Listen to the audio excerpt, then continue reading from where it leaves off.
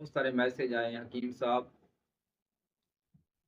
خواتین کے ساتھ جو بہت بڑا مسئلہ ہوتا ہے وہ ہے سر کے بال، کیونکہ بہت سارے شیمپو، بہت سارے آئل استعمال کرتی ہیں، لیکن کچھ خواتین کو تو رزلٹ اچھا ملتا ہے اور کچھ خواتین کو بالکل اس کا فائدہ نہیں ہوتا۔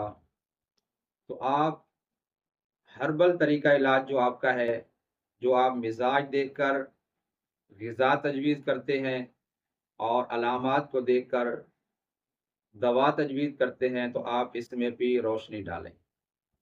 ناظرین کرام، دنیا کے تمام مذاہب میں ایک بات مشترک ہے، وہ ہے انسانیت کی خدمت۔ دیکھیں، حکمت جو ہے یہ بہت ایک اعلیٰ کام ہے۔ حقیقت میں تو حکمت جو ہے وہ اللہ تعالیٰ کی ذات کے لیے خاص ہے، کیونکہ اللہ تعالیٰ حکیم ہے۔ لیکن اللہ تعالیٰ نے اپنے بندوں کو بھی کچھ دانائی کی باتیں، کچھ حکمت کی باتیں عطا کی ہے، جو آج انسانیت کی خدمت کے لیے یہ سلسلہ چل رہا ہے۔ تو آج کا جو موضوع ہے وہ ان خواتین کے لیے ہے جن کی زبان بھی سفید ہے اور یورین یعنی پیشاب کا کلر بھی سفید ہے، اور جن کا بلڈ پریشر بھی لو ہوتا ہے اور بال بھی ان کے گرتے ہیں، تو یہ بالوں کا نسخہ جو ہے ان خواتین کے لیے ہے۔ اس کی مثال ایسے ہے کہ جب کسی کا بلڈ پریشر بھی لو ہوتا ہے، زبان بھی سفید ہے اور پیشاب کا کلر بھی سفید ہے، تو ان خواتین کے بالوں کی جڑوں میں تری زیادہ ہوتی ہے۔ جیسے ایک درخت ہو، اس کی جڑوں کے اندر ہر وقت پانی رہے تو ظاہر سی بات ہے وہ بھی سوکھ جاتا ہے۔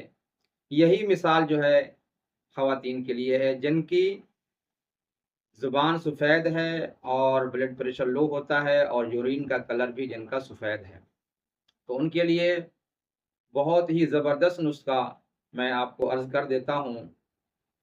آملہ لینا ہے 50 گرام، اور مہندی کے پتے، یہ عام مہندی جو ہوتی ہے جو پیکٹ وغیرہ میں آتی ہے پیکنگ میں، یہ نہیں، مہندی پتوں والی، اس کا بھی سفوف بنانا ہے، آملے کا بھی سفوف بنانا ہے، اور پھٹکڑی، اس کا بھی سفوف بنانا ہے۔ سفوف بنا کر ان کا لیپ سر کے اوپر وہ دیں، 2 دن تک لیپ دیں گے تو سر میں کوئی درد نہیں ہوگا، تیسرے دن جب لیپ دیں گے تو سر میں درد ہوگا اور آنکھوں سے کچھ روشنی نکلے گی، اور چوتھے دن جب لیپ دیں گے تو ان کا سر بالکل ٹھنڈا ہو جائے گا اور مسئلہ بھی حل ہو جائے گا۔